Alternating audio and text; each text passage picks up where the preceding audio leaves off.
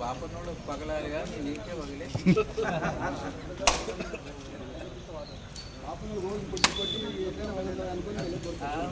నాకే పగలాలి లెక్క తీసుకోండి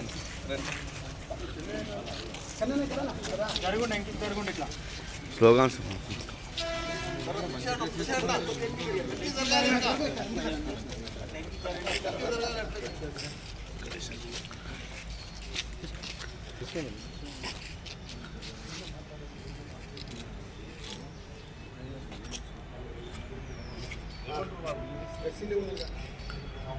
ఫీల్ కాలేదన్నా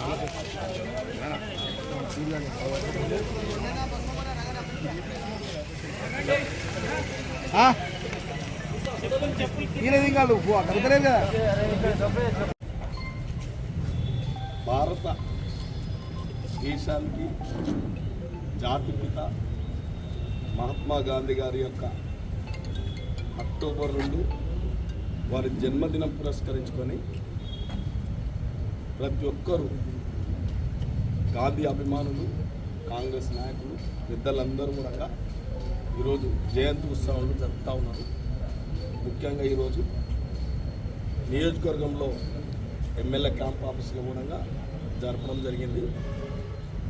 భారతదేశానికి బ్రిటిషుల పీడను వదిలించడానికి వారి నుంచి భారతదేశాన్ని విముక్తి చేయడానికి వివిధ రూపాలలో మహాత్మా గాంధీ గారు పోర్బందర్లో జన్మించి ఉన్నతమైన చదువులు చదివి న్యాయశాస్త్రంలో పట్ట సాధించి పర్యటించి అక్కడ ప్రజల యొక్క సంస్కృతిని ఆ దేశాల యొక్క పాలన విధానాన్ని చూసి భారతదేశానికి స్వాతంత్రం సాధించి పెట్టాలని ఒక దృఢ సంకల్పంతో భారతదేశ ప్రజలందరినీ కూడా ఈ భారతదేశం అప్పటికే కుల మతాలతోని ప్రాంతాలతోని వివిధ భాషలతోని పేదరికంతో కొట్టుమిట్టాడుతున్న భారతదేశాన్ని ఏకతాటి మీదకి తెచ్చి ఆ రోజు జాతీయ నాయకులందరినీ కూడా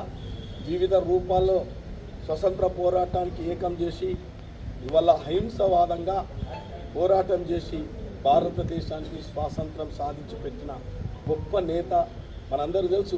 మన పాఠ్య పుస్తకాలలో కూడా చదవడం జరిగింది. ఇవాళ సహాయ నిరాకరణ ఉద్యమం అయితేనేమి, ఉప్పు సత్యాగ్రహం అయితేనేమి, ఇవాళ ఎన్నో పోరాటాలు చేసి భారతదేశానికి స్వాతంత్రం సాధించి పెట్టిన గొప్ప జాతిపిత మహాత్మా గాంధీ గారిని ఇలా భూమి ఆకాశం ఉన్న రోజులు భారతదేశంలో ప్రపంచ దేశాల్లో వారి పేరు స్మరించుకోక తప్పదు. అతన్ని ఈరోజు కూడా మరి ఈ కార్యక్రమం చేయడం జరిగింది కాబట్టి అదేవిధంగా లాల్ బహదూర్ శాస్త్రి కూడా ఒక గొప్ప నాయకుడు, నిస్వార్థపరుడు, నిరుపేద కుటుంబంలో జన్మించి కనీసం వారికి ప్రధానమంత్రి పదవి వచ్చినా ఇంకే పదవి వచ్చినా ఎక్కడ ప్రభుత్వ ఒక్క రూపాయి కూడా దుర్వినియోగం చేయకుండా భారతదేశానికి ప్రజలకు సద్వినియోగమయ్యే నిర్ణయాలు తీసుకున్న గొప్ప జై జవాన్ జై కిసాన్ అనే నినాదంతో కూడా ఈ భారతదేశం వారు కూడా భారతరత్న బిరుదు వాళ్ళకు కూడా ఉంది కాబట్టి వారికి కూడా ఈ యొక్క జయంతి ఉత్సవాల్లో వారికి కూడా గౌరవించడం జరుగుతూ ఉంది. కాబట్టి ఏదేమైనా ఇవాళ మనం అందరం భారతదేశానికి స్వాతంత్రం వచ్చిన తర్వాత ఒక కట్టుదిట్టమైన రాజ్యాంగాన్ని ఏర్పాటు చేసుకున్నాం.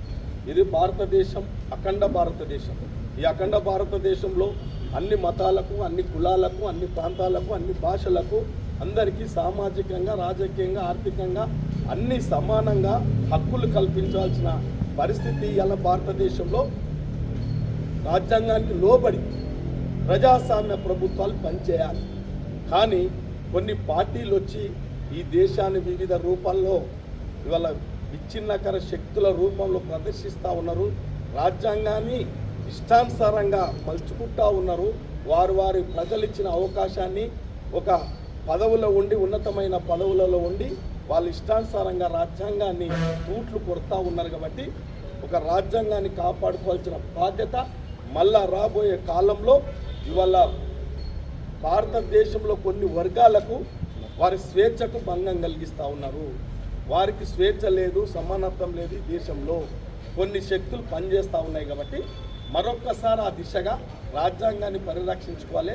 గాంధీ చూపించిన మార్గంలో, లాల్ బహదూర్ శాస్త్రి చూపించిన మార్గంలో భారతదేశ ప్రజలందరూ, అన్ని మతాలు, అన్ని కులాలు కూడా, ఇలా రాజకీయ పార్టీలు కూడా, అధికారంలో ఉన్న నాయకులు కూడా ఇవాళ భారతదేశం ముఖ్యం, భారత ప్రజలు ముఖ్యం అని చెప్పి ఆ దిశగా గాంధీ నిజంగా కలలు కన్న దేశాన్ని చూడాలంటే నిజమైన వారి కన్న కళలు, వారి కన్న ఆశయాలను మనము పూర్తి చేసినాడే, ఆ మార్గంలో నడిచినాడే గాంధీ యొక్క గాంధీపూర్వంగా ఆశయాలను ఇవాళ లాల్ బహదూర్ శాస్త్రి యొక్క ఆశయాలను నెరవేర్చిన వాళ్ళం అవుతాం. కాబట్టి ఆ దిశగా కాంగ్రెస్ పార్టీ తప్పకుండా నడుచుకుంటా ఉంది.